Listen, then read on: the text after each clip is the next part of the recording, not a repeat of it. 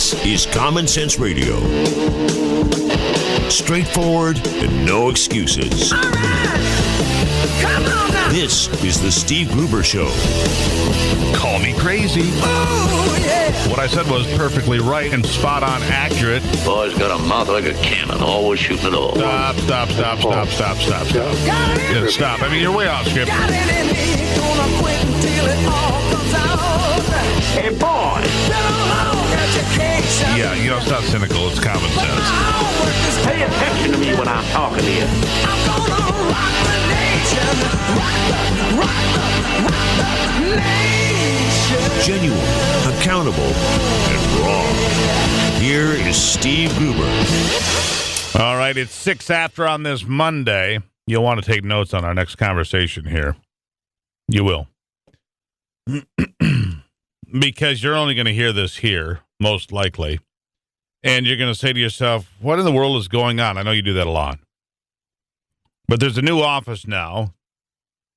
A new office of the federal government opened, aimed at tracking and coordinating investigations into domestic terrorism.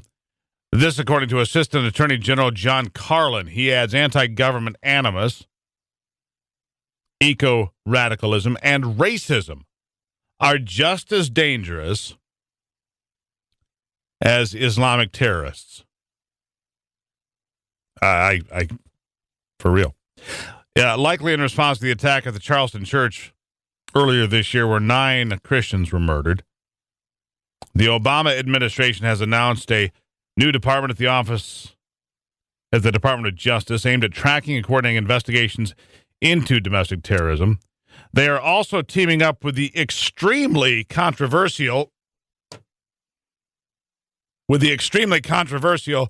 Southern Poverty Law Center. Can you imagine? The Southern Poverty Law Center, you may recall, the same group that labeled the Family Research Council as a hate group before a shooter went in there and shot those offices up. But the Southern Poverty Law Center is still listing the Family Research Council as a hate group. The shooter there, in that case, a couple of years ago, went to prison for his attack. A security guard subdued him, but here's what he also said. He fired 3 shots, and the guard was the only one wounded. Corkins, who was carrying 100 rounds of ammunition and 15 Chick-fil-A sandwiches, later told authorities he planned to kill as many people as possible and then smear Chick-fil-A sandwiches on them as a political statement.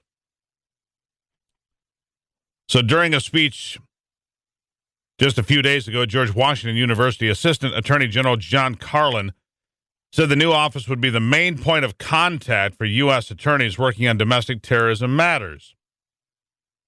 The new DT Council will not only help to ensure that domestic terrorism cases are properly coordinated, but will also play a key role in our headquarters level efforts to identify trends to help shape our strategy and to analyze legal gaps or enhancements required to ensure that we can combat these threats.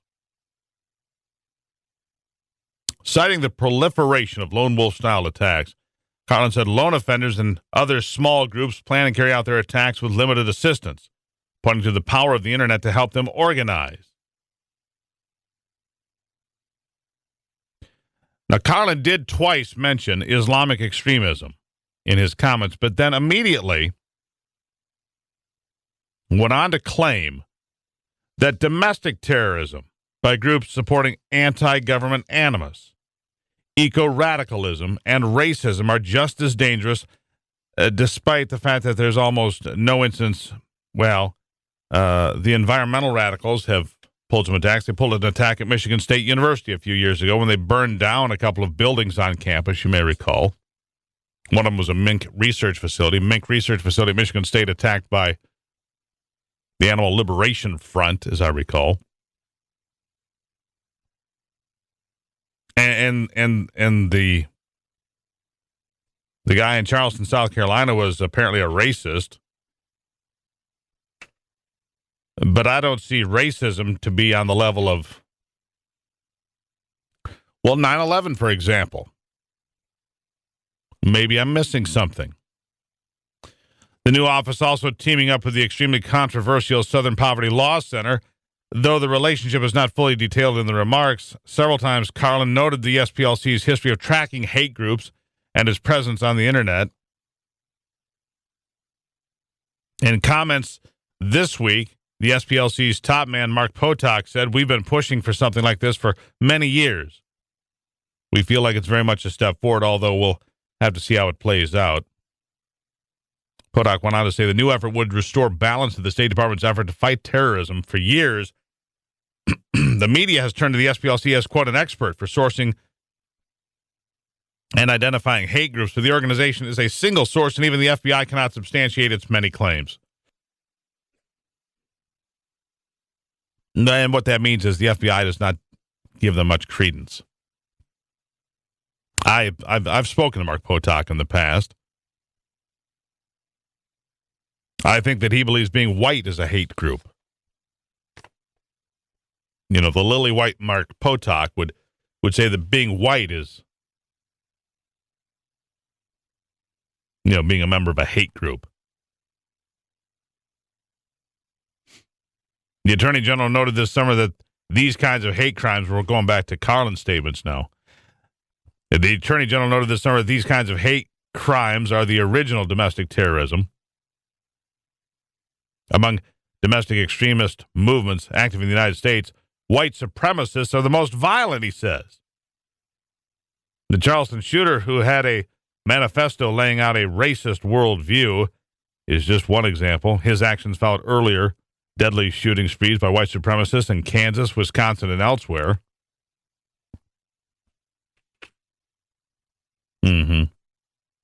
The Obama administration has a long history of claiming that Islamic terrorism is perhaps less of a worry than homegrown terror. They've done this for a long time. Obama's government has issued report after report saying that groups such as the Tea Party,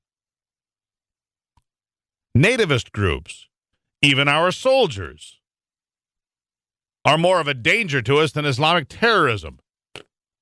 This kind of nonsense needs to be addressed straight up and right now. The sick individual that shot up a Christian prayer group, a Bible study in Charleston, has little to do with domestic terrorism. He's a twisted individual. One. Radical Islam is a movement. Maybe you've heard of it. It's called the Islamic State. It's called Al-Qaeda. It operates all over the world in many countries. It's attacked people in Sydney, Australia, New York City, Ottawa, Canada. There have been thousands of terrorist attacks all over the globe since 9/11, killing tens of thousands of people. So this nonsense about how domestic terrorism is somehow a bigger threat, and we need a domestic terrorism council focusing on what? The 3%ers, motorcycle gangs, those that have yellow flags that say don't tread on me outside of their homes. Please. 14 after on a Monday.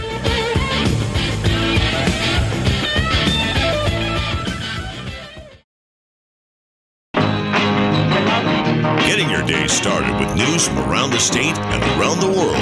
Common Sense Radio. This is the Steve Gruber Show. Love was out to get me. That's the way it seemed. All right, it's 18 after. And time to do something completely meaningless and totally inane. That's why we like it. It's called television. So grab something to eat, something extremely, full of sugar and salt and really good, and sit down in front of the TV and figure out what's happening. Mike Hughes with us, of course. Mike, welcome to it. Hey, thank you. And, tonight particularly is just a good night for good and, as you said, inane television. I was saying that Monday is the best night of TV. And you watch The Voice on TV, and if you could stay up that late, you'd watch Blind Spot. That's one real good choice for Monday. I've been talking up Fargo and A Crazy Ex-Girlfriend and Jane the Virgin. Those are really, really good Monday shows. But now there's one more.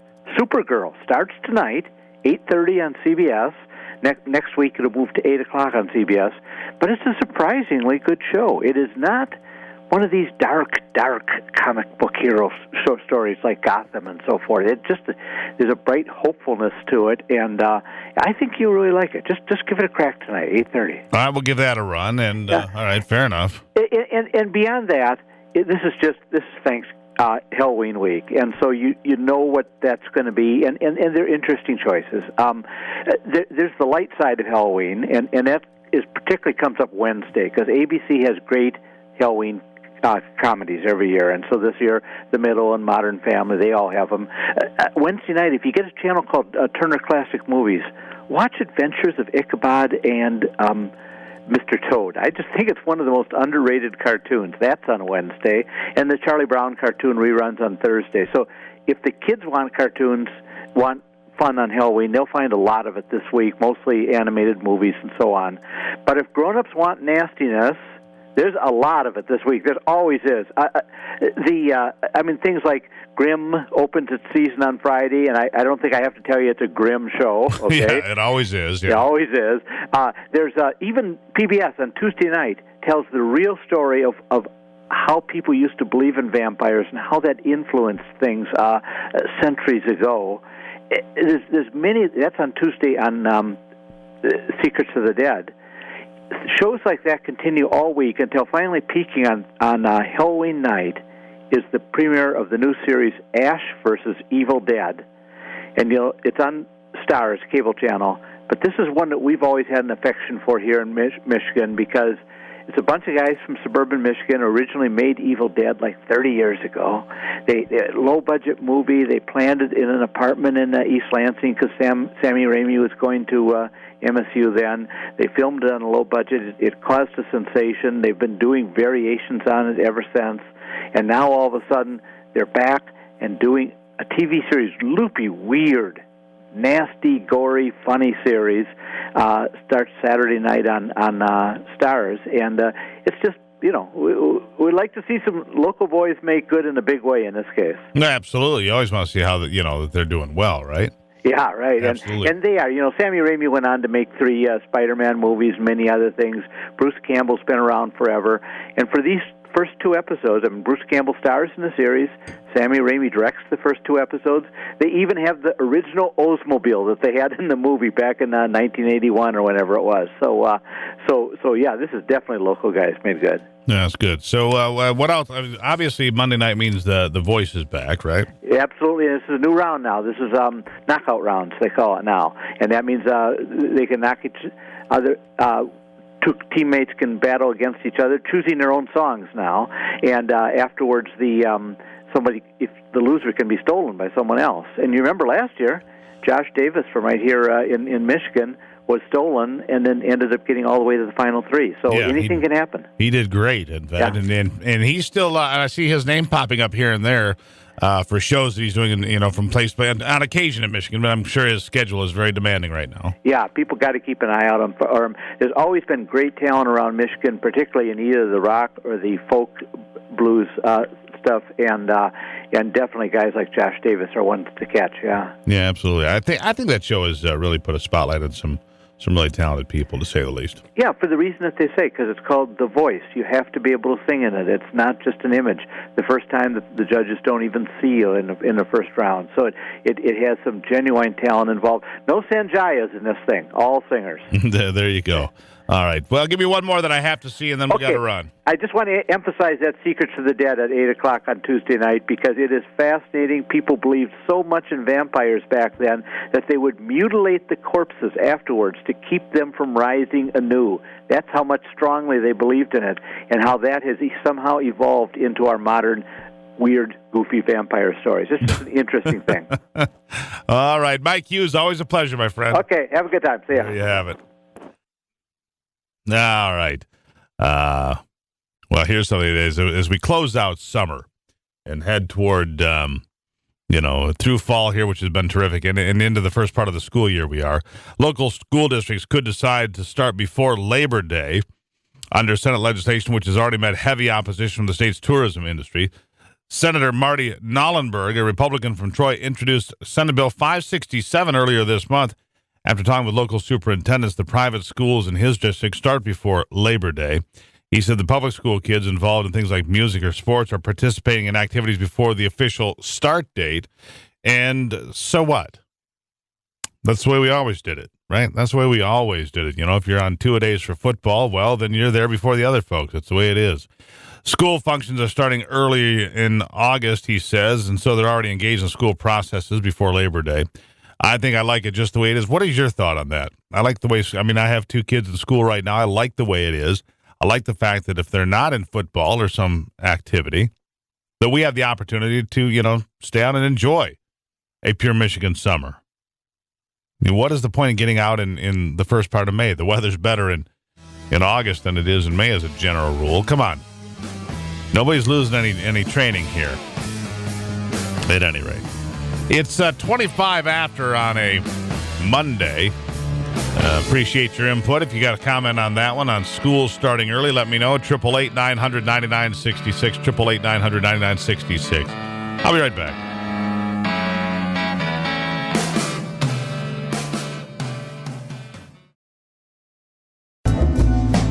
Covering Michigan and the world from his bunker below the bridge. Here is Steve Gruber. Standing on the corner, rappers flying in the wind.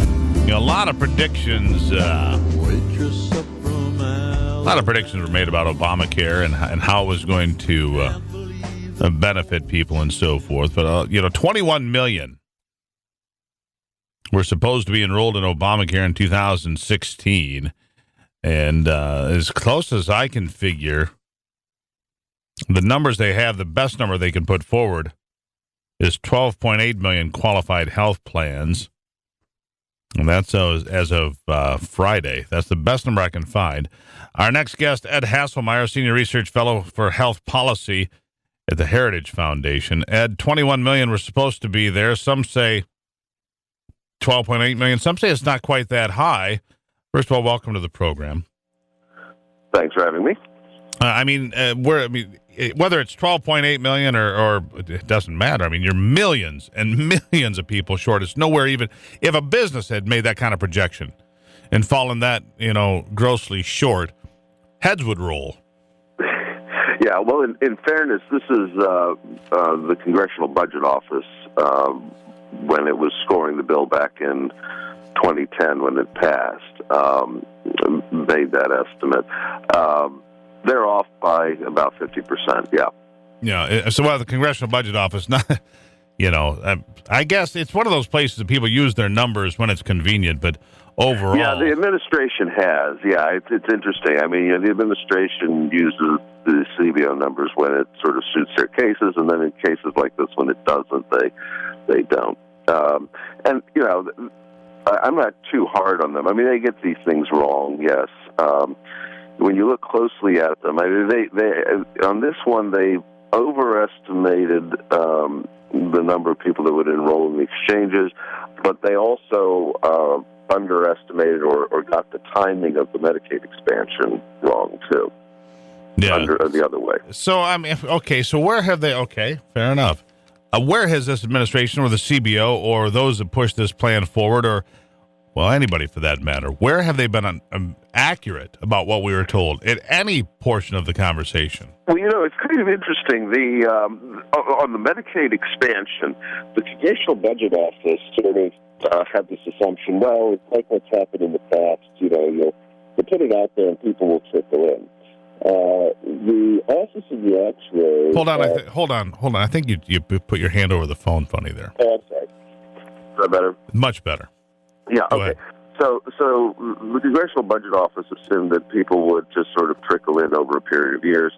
The actuary for Medicare and Medicaid, which is a career position, it's not a political job, they said, well, no, it looks like you're going to have this big change and try to sign up all these people and band-aids and penalties for not buying coverage. We think people are going to come in pretty quickly, and that's exactly what's happened with Medicaid. So what we've seen so far is most of the enrollment growth has been in Medicaid. We've had 9 million people in 2014 added to Medicaid. So, all right. So, I mean, here's my question. You look at this entire rollout, and we know that in 2016, the premium numbers for most people, myself included, are going to go up dramatically, I understand. And I'm one of those guys whose health care was canceled to begin with, even though it wasn't supposed to be. Then it was reinstated. I was told it was the same thing. It turned out to be something entirely different, and I ended up switching insurance companies as a result. But, everything we're told, and in 2016, apparently, because they've not been able to stop this, millions of people, are at least something like 8 or 10 million people, are going to see their premiums go up 50%. I mean, big numbers. Yeah, there's going to be a huge jump in premiums in a lot of places. The problem is that they created a system where they added all sorts of expensive requirements to the insurance, and they assumed that, these government subsidies will take care of it. Well, the problem with that is they then only let certain people have the subsidies. You had to have no access to employer coverage. So if you have an employer who provides coverage, you don't get extra, these subsidies, and yet they impose the rules on a lot of employer coverage as well. That's, I think, what's driving a lot of the dissatisfaction. I mean, here you are. I can't recall this ever happening. 5 years into a program, and half the country still hates it. Well, I thought everybody was supposed to love it. There's where my concern is. I thought everybody was supposed to love this whole plan. The more you know about it, the more you're going to love it. We're all just going to, fall in love with this thing. And yeah, they believe that. Well, did they believe that really, or did they just believe they were selling snake oil? No, actually, I think they did believe that. Yeah. But the problem is now they're stuck with it, and this is really, the thing to look for next is at what point do Democrats start sort of throwing in the towel on this and agreeing with Republicans to start making some significant changes? Because look what's happened to them politically. They've lost, they lost in Congress, they lost in the states. They lost everything but the White House. Well, yeah, they've lost everything but the White House, but they act as if they won, and the Republicans treat them as if they won. So what difference does it make? Well, but I think, they've gotten away with that for a while. But you remember, half the country hates it. The premiums are going. It's going to go up next year too. Right. This doesn't get any better. At some point, they have to realize it doesn't get any better. Now, maybe they're all in denial. I don't know, but I had these. You remember back in, for example, around April 15th, just before that, when people were filing their taxes. And there were stories about these people who got the subsidies, and that 2/3 of the nation, our block, said, had to repay some of the money. Do you remember that story? Sure. Well, I did some of these radio interviews, and the point I made then was, you can have the exact same thing the next year and the year after, because that's the way the program works. The only way you could actually be accurate in how much your subsidy is supposed to be is if you go in and effectively redo your estimated taxes every month for 12 months. Is anybody going to do that? No, it's not going. Nobody's going to do that, and nobody's going to pay attention to it. It's a bad system. Before this, the only people in this country who had to file estimated taxes were self-employed people, and they only had to do it quarterly. And now you wonder, I just wonder how it's going to impact Hillary Clinton when all these people are getting these giant bills for insurance coming, millions of people. It's going to be all over the news. Well, and of course, the mainstream media will probably ignore it as much as possible, but it will be on the news, and it will affect real people, and real people, whether it's on the news or not, will vote. Well, and that's the thing, even when it's on the news or not, and that's right, it's affecting real people, and it may or may not get attention, but it's going to be something they're going to be thinking about as far as I can tell. Absolutely. It certainly does show up in the polling. In the polling, again, this is consistently, for 5 years, consistently, half the country is unhappy with this. There you go. All right, my friend. Well, I appreciate the conversation. The head Haislmeir from the Heritage Foundation. Don't worry, the conversation isn't going anywhere, Ed. It'll be here for us next time as well. It certainly will. We'll be right back. It's a Monday on the Steve Gruber Show.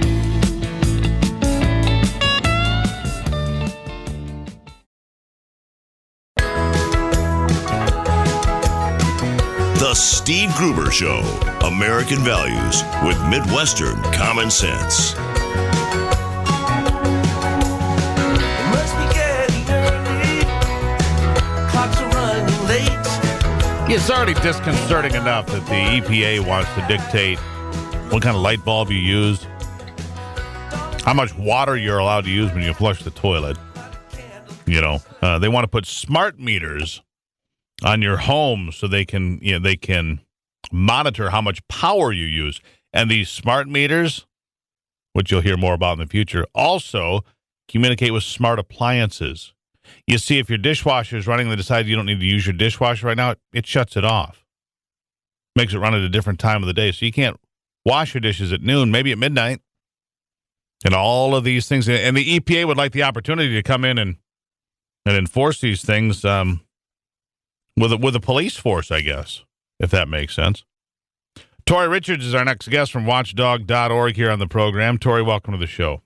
Thank you for having me on. Well, you know, and here's, I understand the EPA, you know, they waste a lot of money, but they are not shy about being power hungry. I mean, they want to be able to come into your house, tell you how much power you can use, how much water you can flush in your toilet, and they also want to go outside and talk about the runoff that comes through the back of your property because they want to control that water, and they want to do it with a badge and a gun. Is that my understanding? Yeah, well, they already do that, and then if you're not in compliance or you give them grief, you could be fined millions of dollars or put in jail. Now, hold on. When you say they already do that, they show up at your house with a badge and a sidearm? Yes, they've done that. And in researching my article, I talked to Congressman Louis Gohmert of Texas, and he told me of an instance where a man had endangered wood on a guitar. He didn't even know about this. It was a Gibson guitar. And they came storming into his, I think it was his place of business, and not his house, like a SWAT team. And then the badges, guns, and everything like that. And another person, God bless him, I mean, he bought an orchid from overseas, and he forgot to check the box that said, I guess it comes from overseas and it's a plant. And then they did the same thing. They just burst into his house to seize this orchid. So I'm concerned. When did the EPA, when did their officers, when we start giving them, 9mm and the ability to kick my door in? Actually, they were given law enforcement powers by Reagan, if you can believe it, but I don't think he envisioned this. It was probably more like if they're out at the scene of some hazmat spill and they need to arrest somebody, they could, and they don't have to wait for the police. I don't think they wanted them to arm themselves like they're trying to be the FBI and there's some wannabes who washed up at the police academy and couldn't get a job. So now they decided to go to the EPA. So, all right. How many, and what would they call? What would they be called? An agent?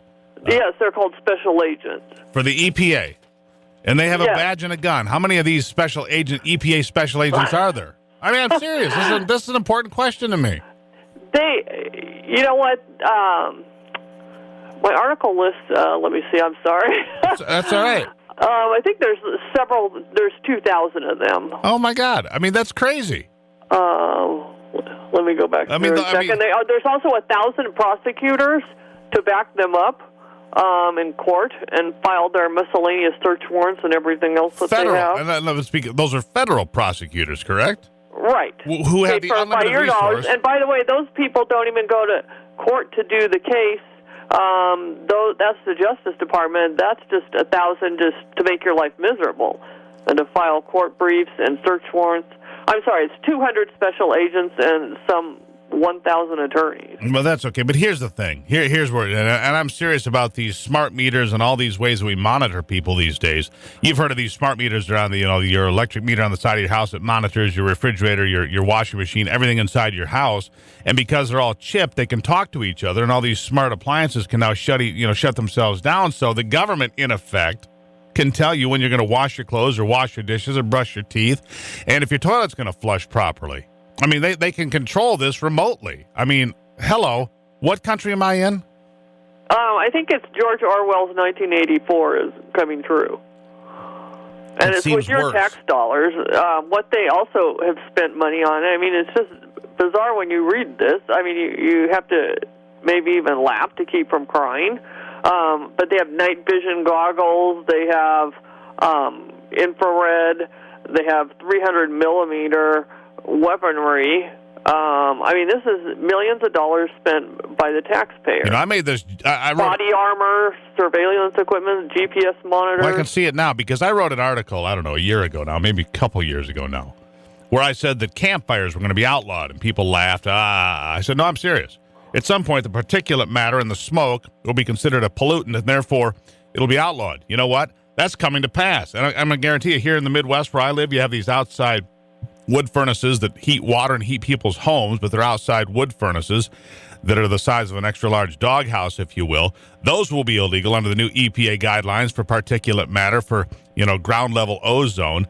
They're going to outlaw all of these things. And then what's going to happen if I'm having a campfire and making s'mores? The EPA is going to come busting in, guns drawn, and arresting me and the Boy Scout troop. Well, of course, the Boy Scout troop's already a hate group because they don't allow for, openly gay troop leaders or whatever. So they're a hate group. They'll take them down for a different. I mean, I'm sorry, but what the hell is going on? I mean, Hillary Clinton, I don't know if you saw her debate, but she promised more power to environmental regulation, and we need more of it. Right, we need more. We need to, we need to arrest people for having s'mores. I mean, clearly, this is an open violation. And besides, you probably don't need the sugar because you weigh too much, and so therefore we're going to have, Michelle Obama there to make sure you don't get fat. All of that. I mean, seriously. Stop it. This is the Democratic agenda, but, in fairness, the EPA has grown every year since Reagan. So it started back then, and it's grown steadily, and it'll grow for the near future, I guess. Yeah, government agencies. The budget under Reagan was $3 billion, and the last one that we had under Obama is $8.1 billion. Yeah. Well, thank you for that uplifting news, Tori. I greatly appreciate your time. From watchdog.org, it's Tori Richards, everybody. Thank you. Vote with your pocketbook and don't vote for the EPA, and that means don't vote Democratic if you don't want the EPA to grow. There you have it. It's Monday on The Steve Gruber Show.